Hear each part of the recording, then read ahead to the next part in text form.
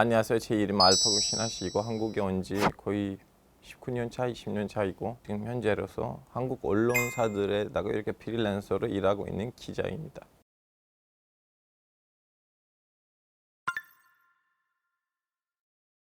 지금 마지막 숫자로서는 이 영상 언제 나올 건지 모르겠지만 5천 명을 넘었어요. 그 가자 지구에서 죽었던 사람들의 숫자가. 근데 이스라엘 측에서 죽었던 숫자는 조금 천천히 늘고 있어요.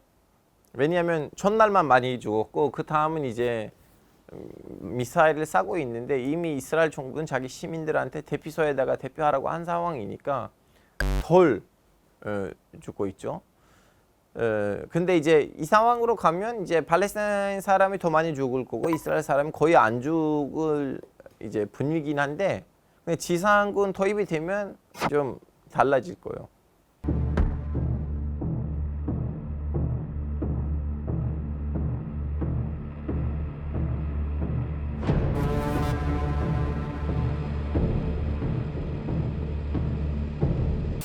왜냐면 지상군이 도입되면 이스라엘 군인들이 이제 하마스 대원들이란 정지를 할 수 있는 거리가 되는 거잖아요. 물론 그때 더 많이 지금 5천 명이 죽었는데 지금까지 그때 더 많은 사람이 죽을 거예요. 왜냐면 지상군 도입이라면 도시 안에 들어가잖아요. 그 군인이. 그럼 움직이는 모든 인간을 죽여야 될 수밖에 없는 상황이에요.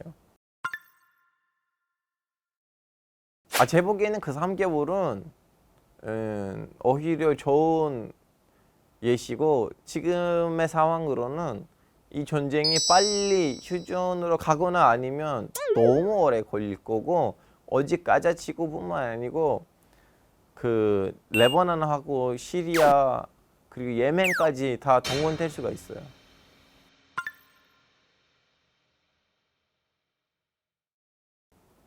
저는 제 개인적인 생각을 물어보신다면 제일 좋은 거는 하마스한테 가서 야 너는 너는 이제 더 이상 이란한테 사주를 받지 말고 너도 좀 약간 파타처럼 이쪽 라인으로 들어와 하고 이제 끌어당기는 거는 제일 좋은 방법이에요. 왜냐면 그 사람들도 그걸 원하고 있는 것 같고 그리고 이스라엘이 제일 우파 정권이 있는 이 시절 때는 공개적으로 얘기를 해야 돼. 우린 더 이상 예루살렘을 가지고 장난 안 칠 거다. 왜냐하면 예전에도 중간중간에 우파 정권이 들어왔었는데 그분들도 이제 성전산 그 이슬람 성지가 있었던 거기 들어가고 나갈 때도 어느 정도 예의를 갖추고 사전 통보를 하고 그랬었는데 2023년 정부가 출범을 하고 난 다음에는 그 예전에 있었던 기본적인 배려도 없어졌거든요. 그래서 사람들은 쓸데없이 자극을 시킬 필요가 왜 있어요?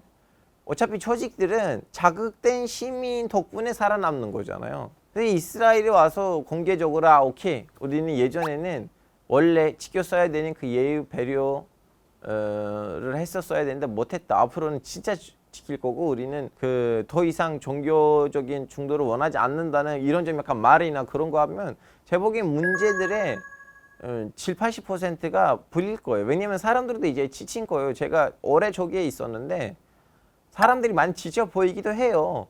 근데 자꾸 사람들의 그 지침에도 불구하고 자극시키는 행동들이 나오니까 경제적으로도 이미 사람들이 잘 못 먹고 살거든요.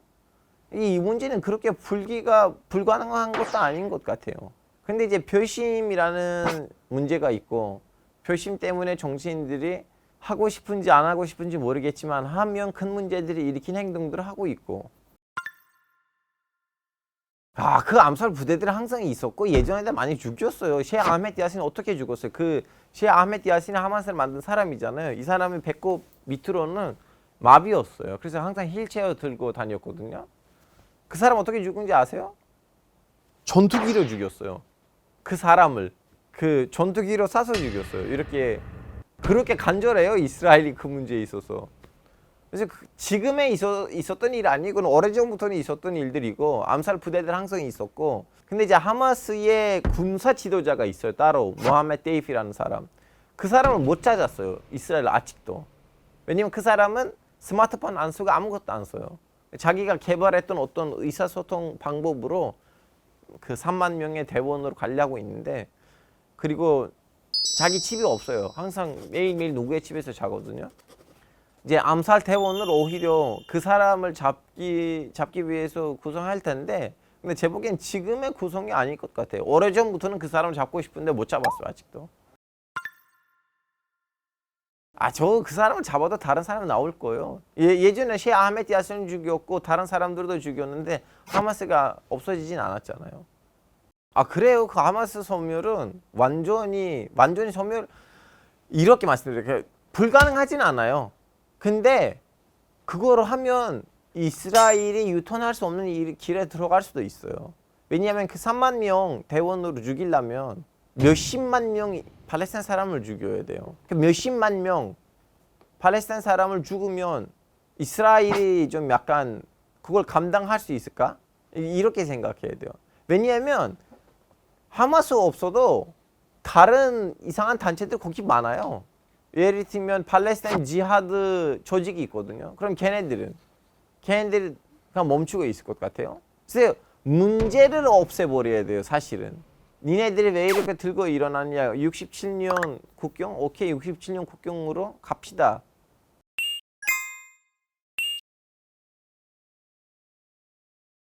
이 문제 제공이 없어지면 더 큰 방법이 아닐까 싶어요, 개인적으로.